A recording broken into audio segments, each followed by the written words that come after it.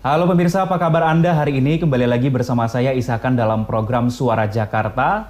Pemerintah Provinsi DKI Jakarta akan melaksanakan kehidupan baru atau new normal setelah kita melakukan pembatasan sosial berskala besar. Namun kita akan lihat di sini apakah Provinsi DKI Jakarta yang memang seluruhnya zona merah akan siap untuk menghadapi kehidupan baru di masa pandemi yang masih belum juga selesai. Saya akan mengajak Anda berbincang untuk di edisi kali ini. Sudah hadir bersama saya Bapak Suryo Pratomo atau Bapak Tommy dari BNPB, kemudian ada Pak Sudirman Said dari Sekjen PMI. Apa kabar Pak Tommy dan Baik, alhamdulillah. Baik. Alhamdulillah baik, sehat. Ya, terima kasih sudah bergabung bersama kami di Suara Jakarta ya Pak ya. Ini kabar. Ya, ini kita berbicara mengenai masalah pembatasan sosial berskala besar di DKI Jakarta Pak. Pandemi masih belum usai, sampai saat ini masih berlangsung begitu ya. Bahkan kita juga tidak tahu kondisi ini sampai kapan begitu. Tapi kalau kita coba dengan sesuatu hal yang baru, dengan kehidupan yang baru, nah ini kita mau berbicara mengenai ini sebenarnya nih ya. Saya akan pertama ke Pak Tommy dulu deh dari BNPB, yang mungkin selama ini selalu mengikuti proses perkembangannya, terutama untuk Provinsi DKI Jakarta. Pak Tommy, tanggapan Anda Pak, DKI Jakarta ini saat ini bagaimana kondisinya? Apakah memang sudah menurun kasusnya atau bagaimana sehingga kita ini sudah siap mau memasuki era new normal yang saat ini akan masuk masa pembatasan sosial berskala besar di masa transisi Pak? Ya, jadi pemerintah Provinsi DKI Jakarta telah 3 kali menerapkan pembatasan sosial berskala besar, dan kemudian kita pantas bersyukur dukungan masyarakat juga luar biasa sehingga kemudian kita bisa melihat tren yang menurun dari penyebaran COVID-19 di DKI Jakarta. Sekarang kemarin Gubernur Anies Baswedan sudah menyampaikan tingkat penularan di DKI Jakarta yang tadinya sempat angkanya 4, jadi 1 orang bisa menulari 4 orang, sekarang angkanya sudah ada di angka 0,99. Dan memang kalau kita lihat pada bulan Maret masih ada 40%, hanya 40% warga Jakarta yang tinggal di rumah. Pada bulan April sudah meningkat menjadi 60%. Artinya apa? Artinya kedisiplinan itu sudah ada. Tetapi kemarin disampaikan oleh Gubernur, kita belum boleh berpuas diri karena DKI masih angkanya masih fluktuatif antara 0,8, 0,9 sampai 1,2, sehingga kemudian diputuskan kemarin PSBB diperpanjang. Hanya saja kemudian ada transisi. Dan Juni ini Gubernur memberikan keputusan bahwa akan ada masa transisi sebelum kita memasuki masyarakat yang sehat, aman, dan kemudian produktif untuk menghadapi kehidupan yang dalam tatanan yang baru. Jadi saya kira trennya menurun. Ini kita akan memasuki masa era new normal. Iya. Iya, Pak Tommy masih bergabung ya Pak? Iya. Oke, terima kasih Pak Tommy masih bergabung. Oke, saya ke Pak Sudirman terlebih dahulu. Pak Sudirman, ini kita akan memasuki era new normal dari PMI sendiri, bagaimana kesiapannya Pak? Ya, pertama saya ingin mengamini yang disampaikan Mas Tommy tadi. Kita bersyukur karena DKI sebagai epicentrum COVID sekaligus barometer bagaimana kota-kota itu dikelola sedang mengalami penurunan. Meskipun saya sangat sepakat kita tidak boleh berpuas diri. Ancaman atau risiko second wave atau gelombang kedua mengintip, dan itu terjadi di berbagai kota di berbagai belahan dunia. Tapi yang menarik adalah kebetulan saya mengikuti presentasinya Pak Gubernur kemarin melalui TV.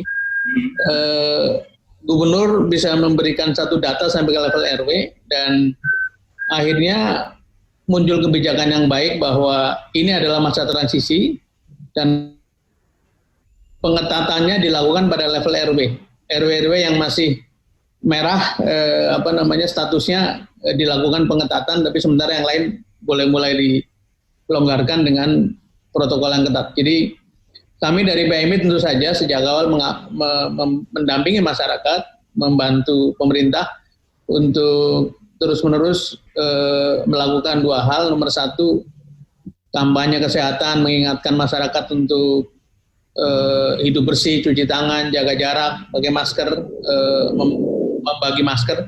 Tapi juga dari segi penyerangan terhadap virus, istilah Pak JK itu harus ada attack juga. Dan kita sejak bulan Maret terus-menerus melakukan penyemprotan disinfektasi ke tempat-tempat umum yang diduga virus bisa mengendap di sana. Jadi itu akan kita teruskan sebagai program mendampingi masyarakat memasuki era normal baru. Jadi hidup berjarak, hidup bersih terus-menerus, dan itu saya kira tantangan yang sangat baik untuk kita kerjakan sama-sama. Jadi kami akan terus bersama-sama dengan masyarakat dan pemerintah untuk memasuki era baru ini.